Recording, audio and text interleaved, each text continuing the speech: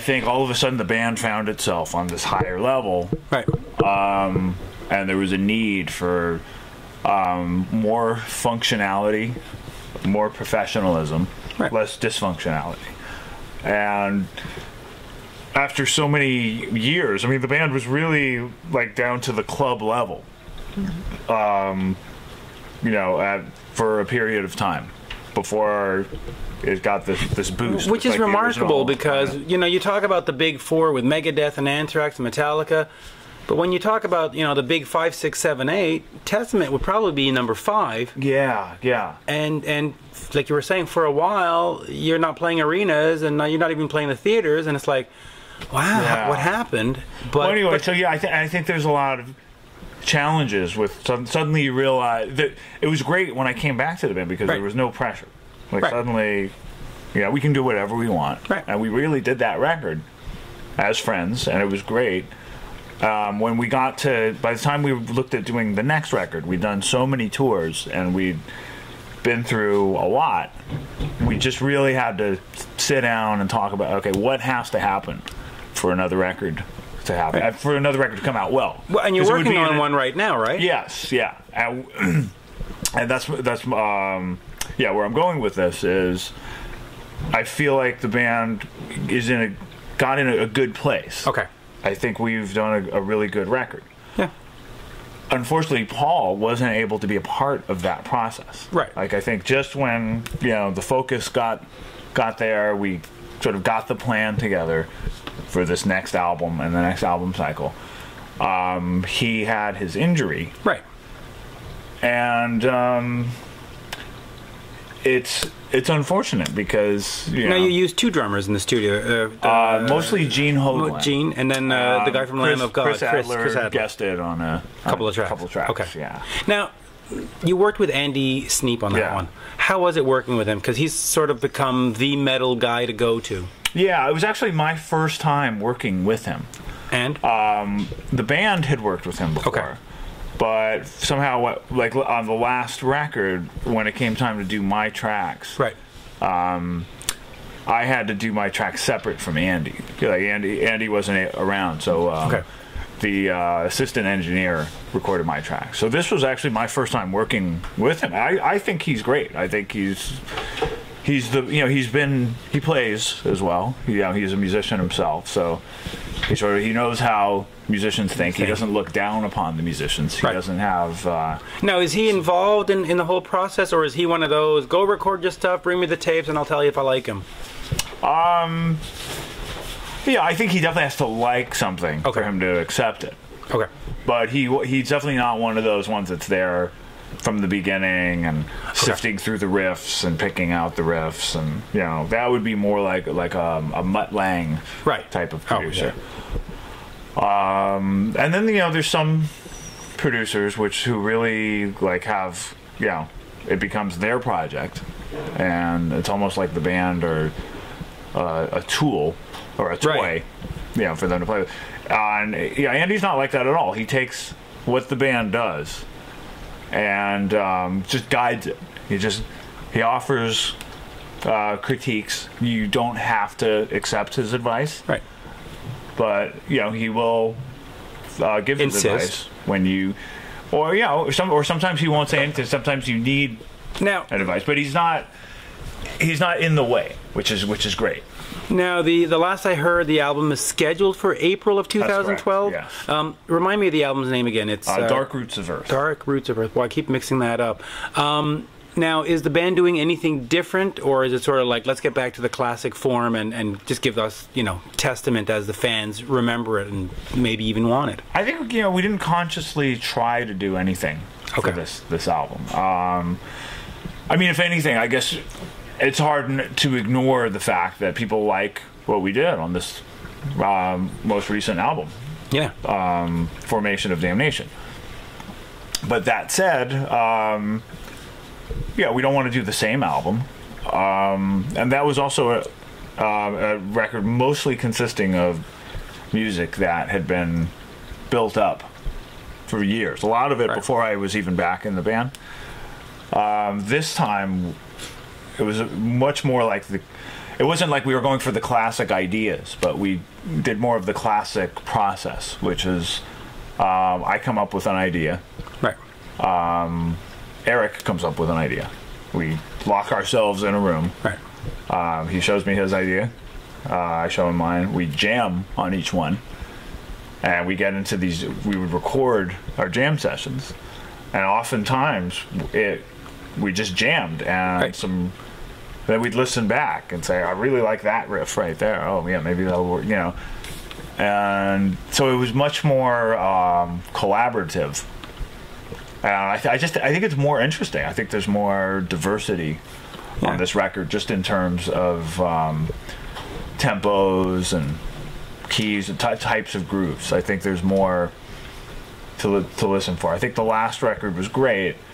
It had kind of a standard groove on there and a standard style. I think there's just a lot more diversity. This has some of that. Nobody's going to be disappointed. Nobody's going to say, "Oh, it's not enough." Like, is it important to still make albums, though, given the context of the business and iTunes and just I want to buy one song? I mean, is it still important to put a collection of songs together, or? I think it depends who you are. Okay. I think for a metal band, that's part of the process. Okay.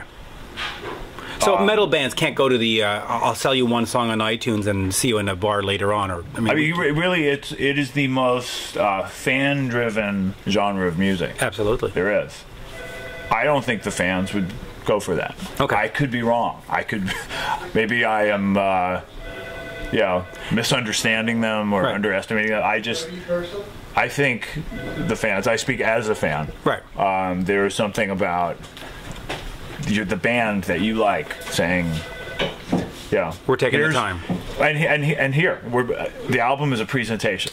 Okay. This is what we're working on. This is what we've been working on. This is what we have. It's an offering to the fans. It's really not so much about the business. Now, as you get into the album cycle in 2012, what does it mean for you and the jazz and any other outside projects? Do you bring it down and put it aside for a while, or are you going to try to fit them in? Because obviously you're going to go tour. Yeah, I would think. Oh, of course. Yeah, there's going to be a lot of tour. Right. Especially with the big summer festivals in Europe and. Well, I had to let go. One of my biggest and most time-consuming projects, which was the Trans-Siberian Orchestra, right? Which I had a lot of fun doing. It was great to play arenas with the arena production and have these. There were parts of the show where I was featured in front of 14,000 people, and that is great to do. That's great training and stuff. But the tour got to be so long. It would have, had I done it this time, it would have cut into this tour with the trio. It would have cut into Testament, Anthrax, and so much is going on. Yeah, I mean, it grew from like a 2-week tour to almost a 4-month tour. Yeah, that's exactly right. And I just don't have. Right. I mean, they used to be like December, and then it became November, December, and then January, February, and So I'm picking and choosing my projects more carefully. I had hoped to do more touring for Veritas, which is a new trio album, this year.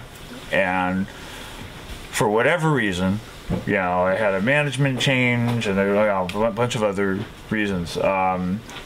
Just now, the touring is picking up. Right. The offers are coming in. Jazz radio has been playing the record.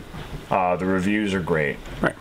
So, of course, it's starting to overlap with some of the Testament stuff, but as soon as the Testament touring cycle starts, that's the priority. I mean, that's understood. Okay. But there's going to be windows in between. I'm probably going to be traveling a lot because in between, I'm still going to be touring with the trio. But I think between those two projects, I don't need a mammoth tour like TSO, and I'm taking little projects in between. I just did some music for a hockey commercial on NBC. Okay. You did an instrumental track? Instrumental track, nice. A version of the New Year song. Okay. Altland Sun. And was that for the Winter Classic game? Classic, yeah, exactly. Oh, that's going to be interesting to listen for. Yeah, so stuff like that. Maybe that'll be on iTunes for 99 cents. Oh, you never know. You never know. Well, the thing is, you were asking about that earlier. Right. About, does it make sense to do records right. anymore? The thing is, people still have the option to buy the single song on iTunes. True. So they don't have to buy the record. But I know at the shows, people, we sell the CDs at the shows. Right. People love to buy the albums. They like to get them signed. And like I said before, right. You can't sign a digital download. Yeah, and it's really like an offering. Here's a whole collection of songs. To me, to stop doing that, at least in the metal world, would be it would be like ending the guitar solo. Yeah, which they tried to do and failed miserably. Yeah. Sorry. Thank God. Thank God. And I'm really I'm happy to be back, and I love doing metal. But when I left, part of it, not only was I interested in other kinds of music, the guitar solo was disappearing. It was not cool to do guitar solos. Yeah, which never made sense. Yeah, and even albums by some of the biggest metal bands, well, listen, the solos were disappearing. Metallica's Saint Anger had no solos. Yes.